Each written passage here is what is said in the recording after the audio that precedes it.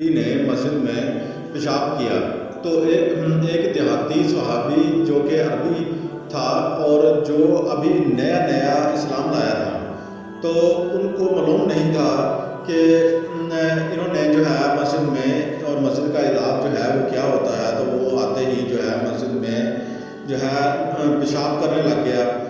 और पेशाब करना शुरू किया तो सहाबी दौड़ते हुए आए और कहने लगे कि ये क्या कर रहे हो, और उनकी दौड़ें लगी। और आप सल्लल्लाहु अलैहि वसल्लम ने उसको बुलाया और नरमी से बिठाया और पेशाब कर उसे कहा कि आप अच्छी तरह पेशाब कर ले। और करने के बाद जो है ना फिर आपने बिठाकर मना किया कि इत्मीनान से, ठीक है, ये मोहब्बत का ये उनका अंदाज जो था मोहब्बत भरा अकायद जहान नबी करीम सल्लल्लाहु अलैहि वसल्लम का, मस्जिद गंदी हो जाती है तो मस्जिद में पेशाब करना जो है मना है, ठीक है।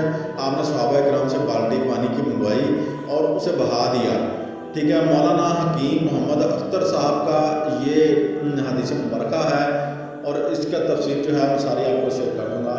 चैनल को सब्सक्राइब शेयर लाइक कर लें।